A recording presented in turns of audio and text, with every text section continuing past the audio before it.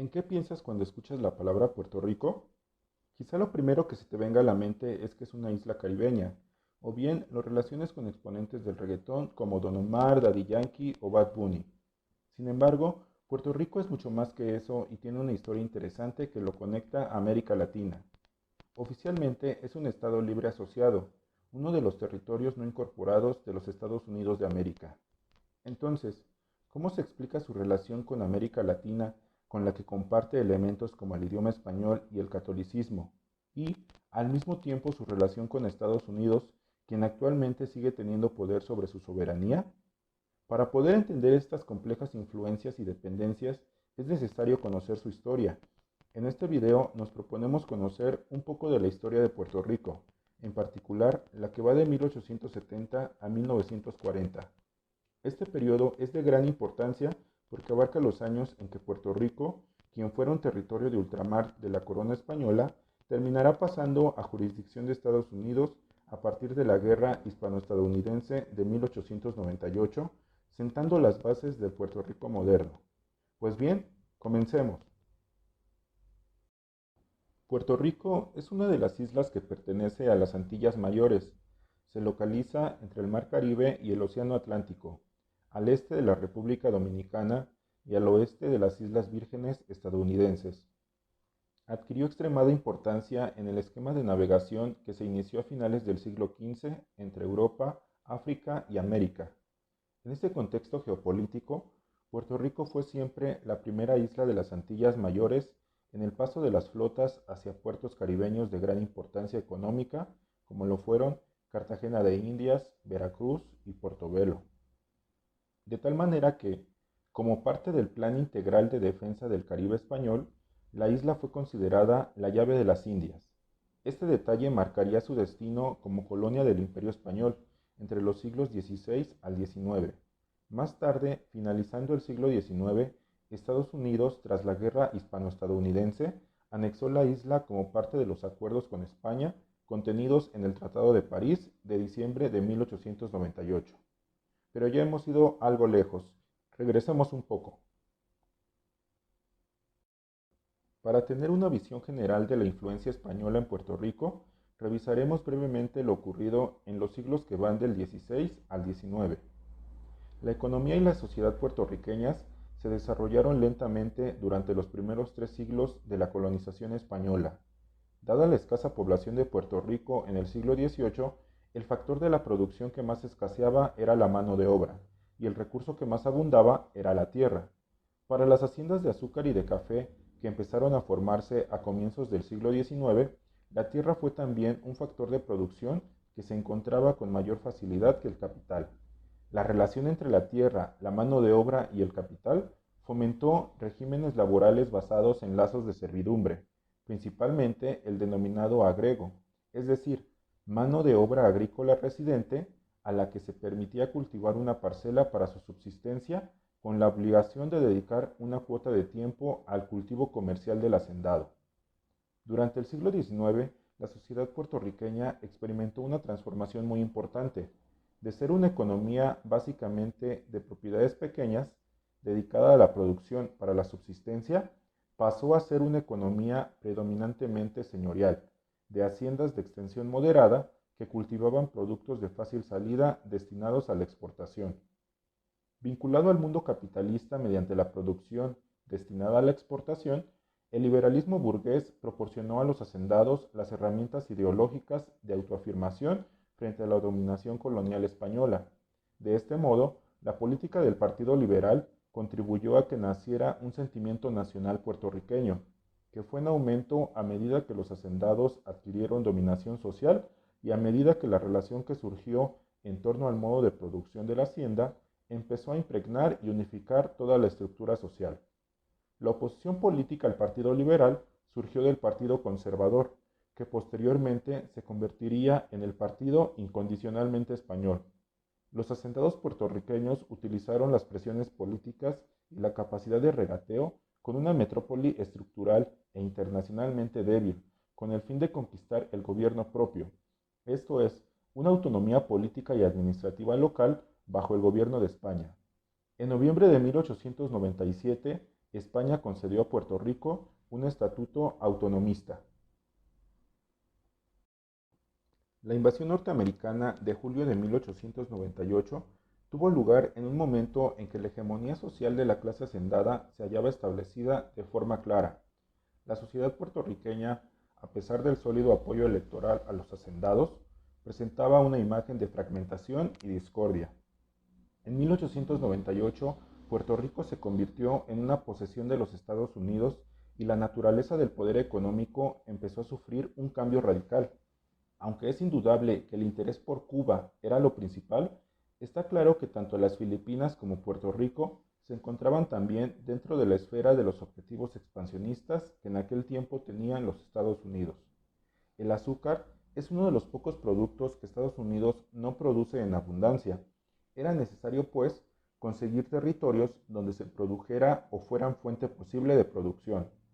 Puerto Rico se convirtió en exportador de azúcar sin refinar, de cuya elaboración se encargaba la economía metropolitana, que en 1914 ya era una importante exportadora de azúcar refinada. Este estado de cosas hizo que una gran proporción de la tierra productiva se concentrara en las manos de grandes compañías azucareras de nacionalidad estadounidense. La concentración de la tierra y la crisis de la industria del café obligaron a muchos campesinos que antes tenían propiedades pequeñas, así como a los agregados y medianeros de las haciendas, a buscar empleos asalariados para poder comprar alimentos básicos en el mercado.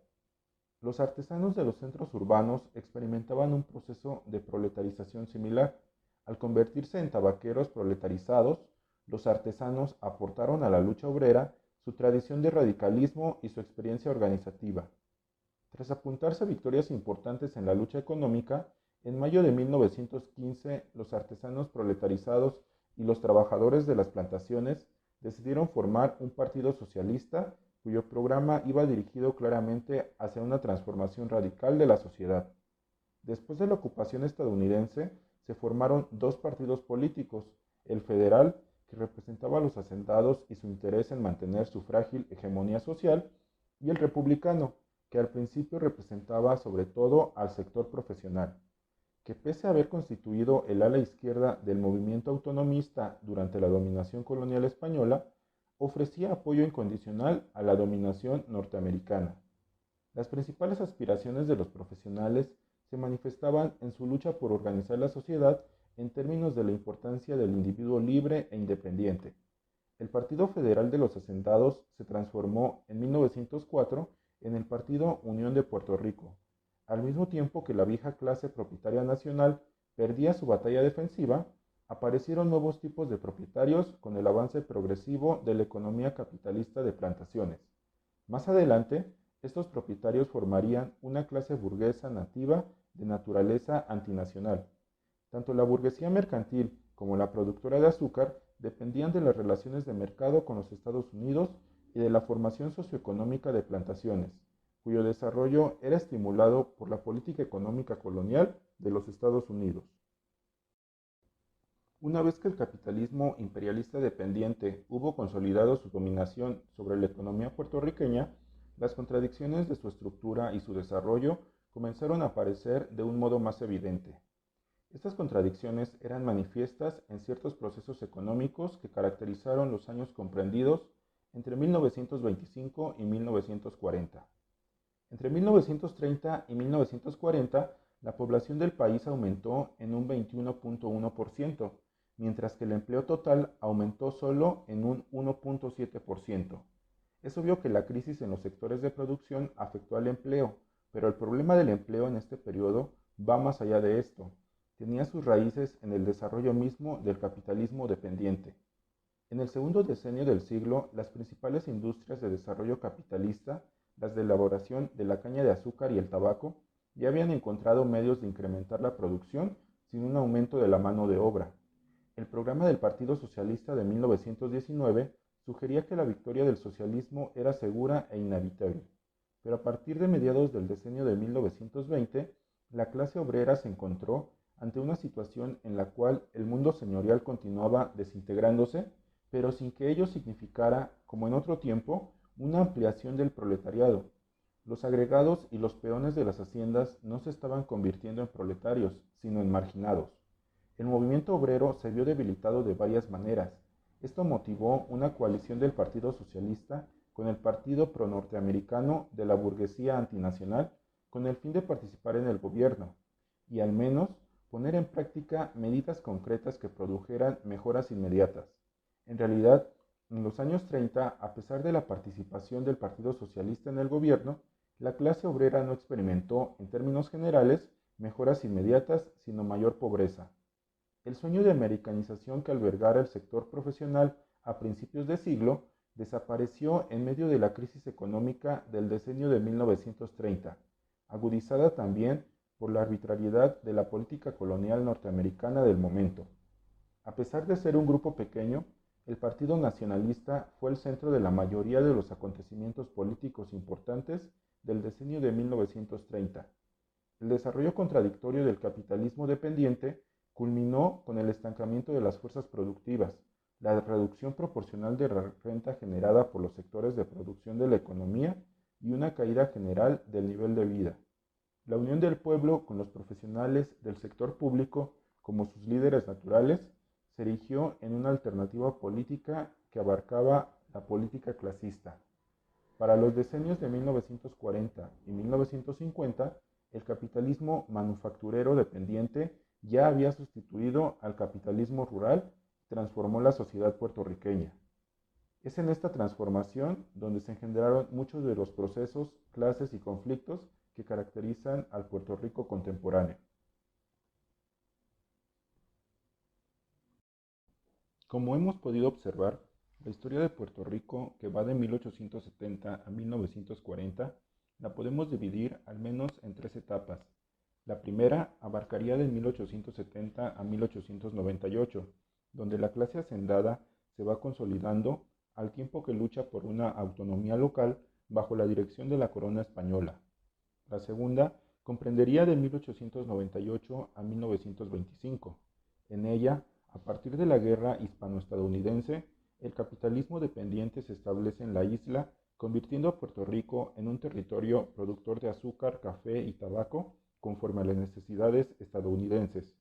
Y una tercera etapa, que iría de 1925 a 1940, donde el sistema capitalista e imperialista dependiente muestra sus contradicciones, mismas que lo lleva a una paulatina transformación en un capitalismo manufacturero igualmente dependiente. Lo dicho anteriormente nos ayuda a comprender lo que Puerto Rico tiene de común con América Latina y las razones por las que hasta la fecha mantiene una relación de dependencia con Estados Unidos de América.